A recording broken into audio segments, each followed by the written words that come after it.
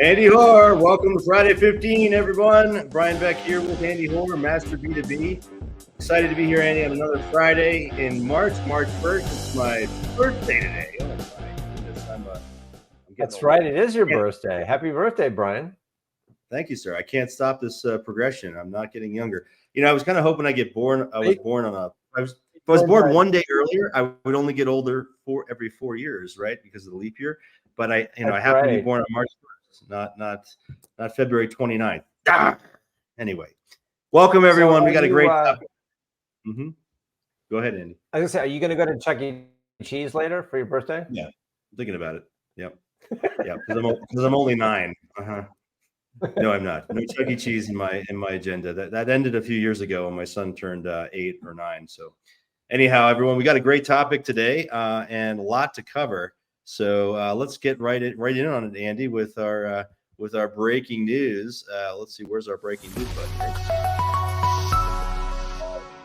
All right. First off, Andy, AI continues to astound us in what it's doing, and the new things that come out, incredible. Tell us about Sora. This is a new open AI thing. Yeah. You know, this one, frankly, blew me away. I mean, I'm thinking back to the last time I was blown by this, and it was when ChatGPT was launched, what, a year and a half ago? If we're going to keep getting hit with these kinds of announcements, you know, buckle up, because there's a technology OpenAI released recently, which is text to video, called Sora, Sora. And I think this headline actually says it all. It's fascinating. It says, OpenAI's Sora has left AI experts either enthused or skeptical. It's left most everyone else terrified.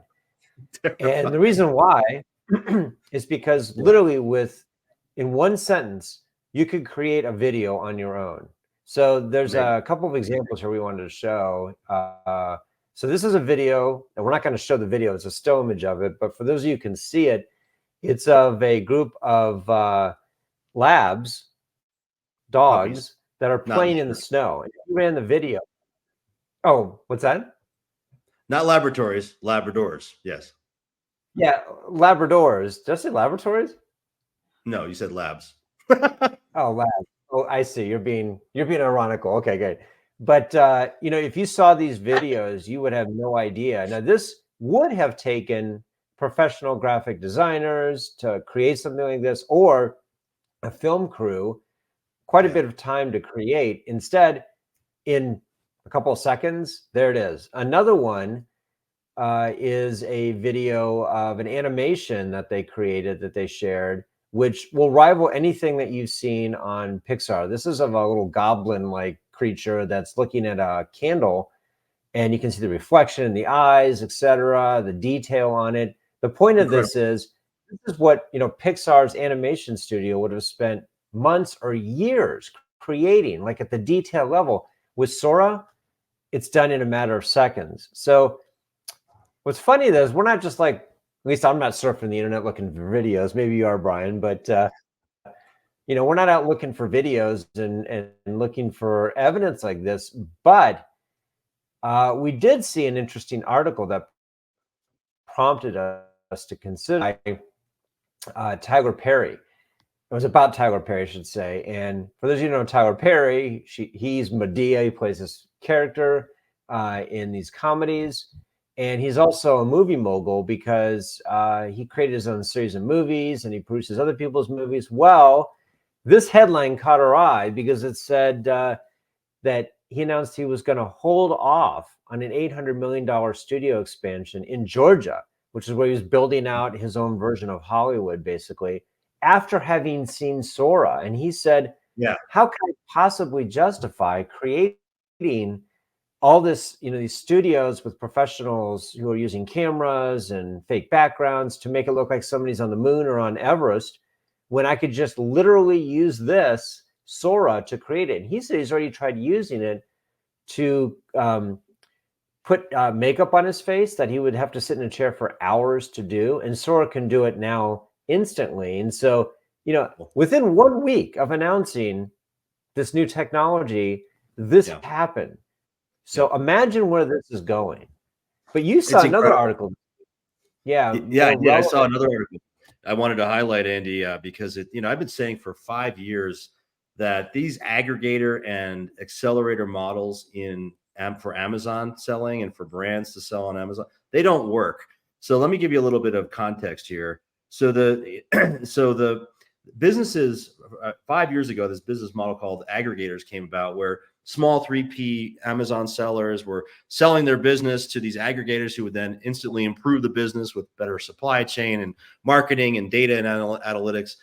But the problem with the model, Andy, is that there's no differentiation. That when you go and you buy these small companies, you don't control the channel. Like, they're all dependent on Amazon, and you don't control the product either. I mean, there's no real product differentiation. It's all small brands, and it's all these, and they're all selling through Amazon and a couple of other marketplaces. So this company called Thrasio, which is one of the biggest Amazon aggregators, they raised $1 billion in 2021. That was 3 years ago. They just filed Chapter 11 this week. Oh my goodness. There was another one called PharmaPacks. Packable was the parent company last year that filed bankruptcy. They were doing $1 billion in revenue on Amazon. $1 billion. So, think about it. If you don't control the channel and you don't control the product and you can't differentiate, I mean, what's control? Sustainable? Well, what you control is your declining margin. I mean, you have no margin left. The P&L doesn't work. So the path. Well, there's no barrier to entry, right? Well, that's it. Yeah. And I think the same thing applies to there's no barrier to entry. You can just right. It's just you can just scale your way into this business and out of this business. And if you're not making something or selling it, then there's no barrier to entry. Other people can raise money. But I think the real issue here in reading the articles about it was that you're not making the product. Forget about the channel for a moment. There's so many variables associated with selling somebody else's product that it really does require some expertise. You can't just genericize it and scale it. And I think that was another dimension here. But interesting how 3 years ago, worth $10 billion, actually less than 3 years ago, now bankrupt. Yeah. Economies of scale do not solve a bad business model. Sorry. You can sell right. You can't build volume and make it up make up negative profits in volume. Sorry. Anyway, so there's better paths for brands and ways to approach Amazon and the other marketplaces. But fascinating development. I continue to follow this. I posted on it yesterday in LinkedIn. But Andy, this also gets to our core question, which is with all these folks coming on the market, you've got obviously people with a lot of digital skill, e-commerce skill from businesses like Thrasio and others that are going to become available. And you and we talk to people frequently. How do you master this B2B e-commerce job search process? What are some of the biggest obstacles that people are finding in terms of finding the next role? You get all these people coming on the market, at the same time, you and I hear about people looking for talent. What's going on? Why aren't they matching up, and why aren't they getting into the roles? What's getting in the way? So you found an interesting article, Andy, about this from Harvard Business Review. Why career transition is so hard. You want to tell us about this? Yeah, so you're right. We hear companies complain constantly about not being able to find talented people, and we hear talented people complain constantly about not being able to find the right kind of role. What they did was they've done a lot of research around this. They distilled it down to really two reasons why job seekers struggle. One is that when you leave a job, you lack the institutional support that you had when you were in the job. It was pretty clear what a promotional path was. You went from director to senior director to vice president. There were markings along the way. You sort of knew what was in front of you. But today, in a more of a gig economy, where people are working in kind of amorphous areas like digital transformation, you can't really point out in a structured way what value you're adding. Plus, it's hard to tell people what value you did add when it's like, I thought about digital transformation. Like, how would you justify to somebody that you did a great job of digital transformation? Yeah. You got some metrics, but a lot of that soft stuff, like we changed the way the company thinks. Those are hard to explain to people, especially when you've got a pretty significant comp package and they're like, okay, what does that really mean? Did you just manage a bunch of people and it happened, or what? Right. The other thing is you kind of lose your professional identity. Especially if you work for a company a long time, all of your network is within the company that you were just exfiltrated from, right? But the other kind of high point in this article was that And so the biggest barrier is that people don't know what they want to do. They know what they don't want to do, but they don't know what they do want to do. And again, if you don't do this very often, you're not really accustomed to sort of explaining to people, hey, this is my ideal job. I know when we talk to people, I always ask that question. Money aside, what would you like to do? And half the people really don't know. They refer Right. to what they were doing before, which is the state that I guess social psychologists call liminality, which is halfway between a past that's over and a future that's Yeah. uncertain. And people are not comfortable in that area. Again, salespeople are, because every month is like that, right? Right. Right. But Yeah. the Right. average They're person is unique. not. And so that's why Yep. sometimes forced change is a good thing, because it makes you accommodate. It forces you to think about stuff that you're not used to thinking about. And why do we always hear stories about, I never would have jumped, but when I Mhm. did, I found something I Yeah. really love doing? That's because you Right. weren't in that mindset. And so you're stuck in that middle ground.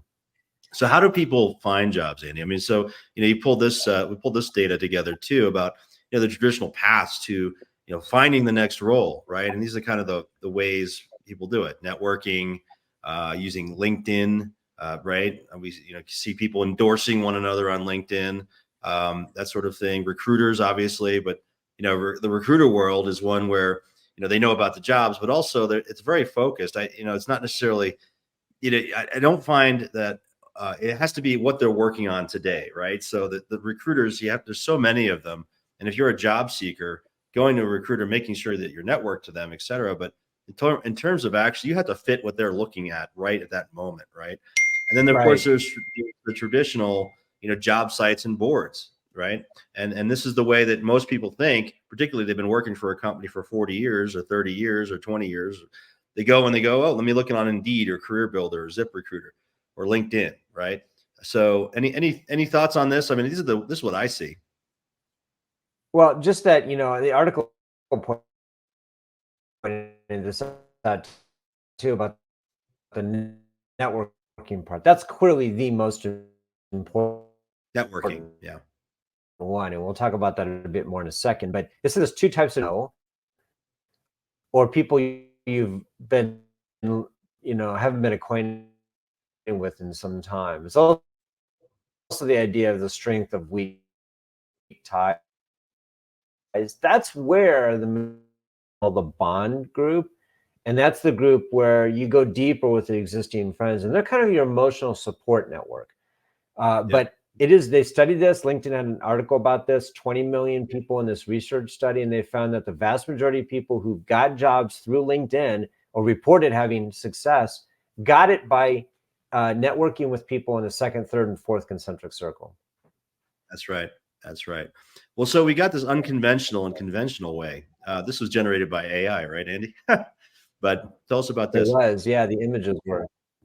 Yeah, so just very quickly here, people don't do this very often. So the last time people did it was maybe years ago. And so they think the way to do this is to create a resume and apply for jobs. Now, you can potentially get a job that way, but we'll talk in a moment why that's not very effective.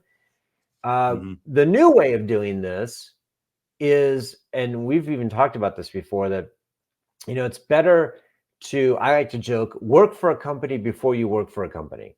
So the Yeah. unconventional way of doing this is see if it's a good fit. The only way you're ever going to know whether a company is a good fit on both directions is to work there.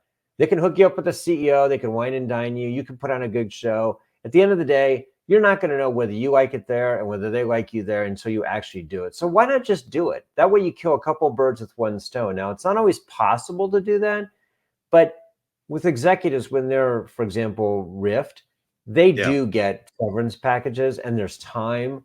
So Right. take advantage of that time to do some work. Work for a couple of companies, see what you like. I think that's a good way to get over the hump too. And they say you should target companies, find out which ones, and leverage your experience. Right. And of course, I find that networking is the key to that. But we went out and, defining those roles, we went out and asked some folks firsthand to give us some color on this. Andy, you interviewed a job seeker, I think just yesterday, right? What did they say? Yeah, so the comment was about executive recruiters, and they said they often keep new positions confidential, or the executive recruiter prefers to reach out to candidates directly who are most often already in the role. So it's kind of Yeah, like, don't call us, we'll call you. right. And because of that, the other point was it makes it hard to find top jobs on LinkedIn, for example, because a lot of the top jobs are hidden, which we'll talk about in a moment. The other point was, that said, there are some maybe opportunistic chances on LinkedIn. And this person said, I actually started my job search by applying for jobs on LinkedIn. This is a very senior person and had an interview with a recruiter for a head of commerce in a few hours.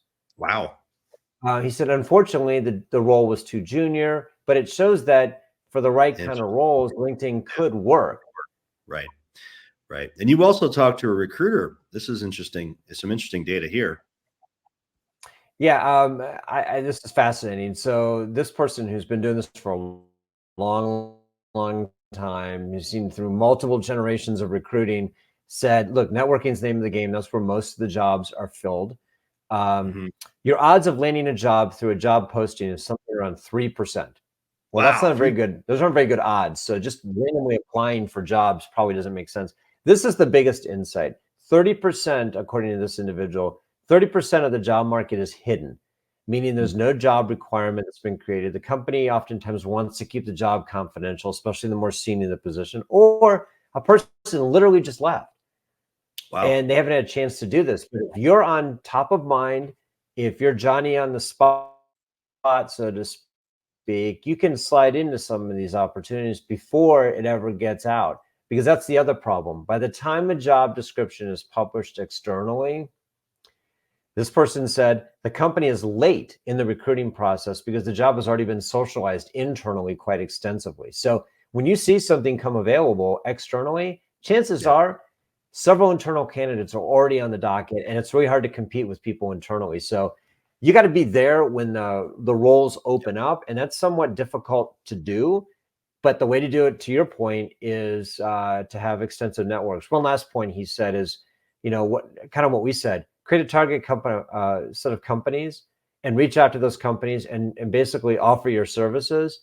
And he said Yep. most people here are pretty talented marketers. Turn it into a marketing Uh, campaign where you measure your success, etc. 100%, Andy. And the best way to do this, in my opinion, just take some time to publish some things about where you're an expert. Go on LinkedIn, publish stories or blog posts or put a perspective out there. Jobs will come to you if you do those things, right? Market yourself a bit, build your personal brand. That'd be my advice. And that's worked well for you and for me through our careers for sure. So we asked our community what the biggest obstacle to finding a new job in B2B e-commerce was. We asked on LinkedIn, and we offered four choices. And the one that came out at the top, Andy, was the old way doesn't work. 55%. When we say the old way, what we're referring to is build a resume and go on Indeed and ZipRecruiter and LinkedIn and look for a job and submit. It doesn't work. Finding and find the perfect job was number two at 30%. So not, to your point at the McKinsey article earlier, not trying to solve for perfect, right? Also, limited professional network was 15%. Nobody said they needed the security of a big company. So the one thing I remember, and Jason Hines, by the way, chimed in on this on LinkedIn. Thank you, Jason, for your comment.